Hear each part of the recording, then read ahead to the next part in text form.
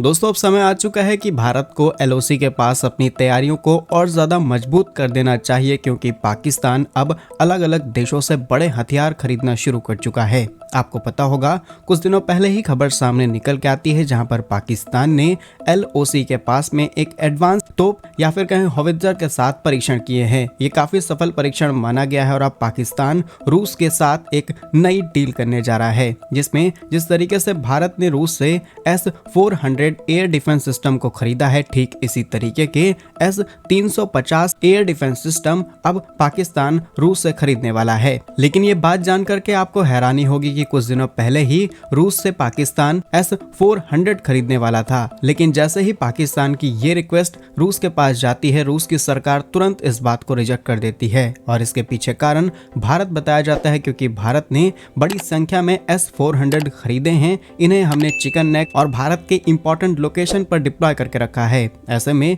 जब भारत के दुश्मन देशों के हाथ में ही ऐसे आधुनिक हथियार लग जाएंगे तो भारत के पास इनकी क्या वैल्यू रहेगी। और भारत ने बड़ी कीमत देकर के अरबों डॉलर खर्च करके इन एयर डिफेंस सिस्टम को रूस से खरीदा है। लेकिन एक बार फिर पाकिस्तान अपनी ताकत को मजबूत करने के लिए रूस के सामने एक और प्रपोजल लेकर गया है, जिसमें रूस से S-350 विटयाज एयर डिफेंस सिस्टम खरीदने की बात कही गई है। जानकारी के लिए आपको बता दें कि S-350 की रेंज करीब 120 किलोमीटर की है, जो कि आने वाले हवाई लक्ष्यों को आसानी से ट्रैक और इंटरसेप्ट कर सकता है। इसके अलावा ये किसी भी तरीके की बैलिस्टिक और क्रूज मिसाइल को अपनी रेंज के अंडर में आसानी से डिस्ट्रॉय कर सकता है। फिलहाल के लिए S-350 S-400 जितना एडवांस नहीं है, लेकिन अगर इसे पाकिस्तान अपनी सेना में शामिल कर लेगा तो पाकिस्तान की क्षमता पहले से और ज्यादा बढ़ जाएगी। अब रूस पर निर्भर करता है कि रूस इन्हें पाकिस्तान को देने वाला है या फिर नहीं, और इसमें भारत की भी अहम भूमिका हो सकती है, क्योंकि भारत ने रूस की बात मानते हुए ब्रिक्स में कई इंपॉर्टेंट